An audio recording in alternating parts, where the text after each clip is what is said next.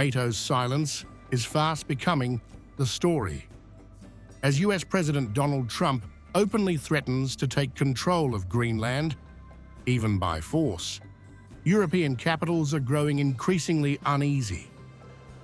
Allies fear the alliance is failing to stand up for Denmark's sovereignty, exposing fractures at the heart of NATO at a time of already strained transatlantic ties.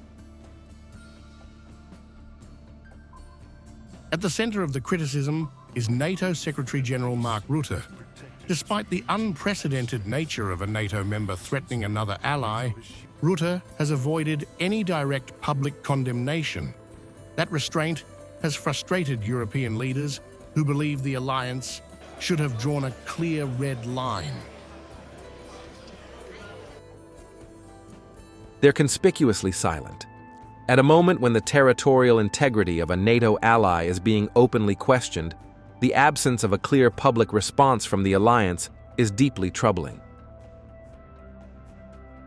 The concern goes beyond rhetoric. Diplomats warn that NATO's inaction risks setting a dangerous precedent, one where the alliance appears unwilling or unable to address pressure coming from within its own ranks. A US move against Greenland would pit two NATO allies against each other, directly testing the credibility of Article 5.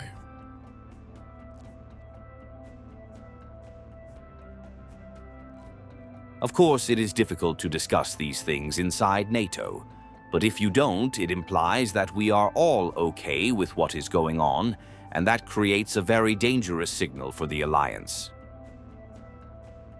Denmark, long cautious in its response, has now hardened its position. Prime Minister Mette Frederiksen issued her strongest warning yet, underlining the stakes for the alliance itself if threats turn into action.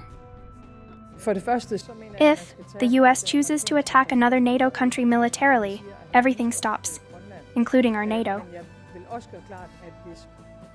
Pressure is also building for formal NATO engagement. Danish lawmakers are calling for consultations under Article 4 of the NATO treaty, while EU leaders have publicly rallied behind Copenhagen, stressing sovereignty and territorial integrity. Since we're clearly talking about nations that are all NATO allies, NATO should initiate a serious debate. Mark Rutte has offered only limited public comment, echoing US concerns about Russian and Chinese activity in the Arctic, while avoiding Trump's threats directly. But NATO's strategy of ambiguity, focusing on Arctic security while sidestepping the politics, is now backfiring. For Europe, the fear is clear. Silence may be weakening NATO's credibility just when unity matters most.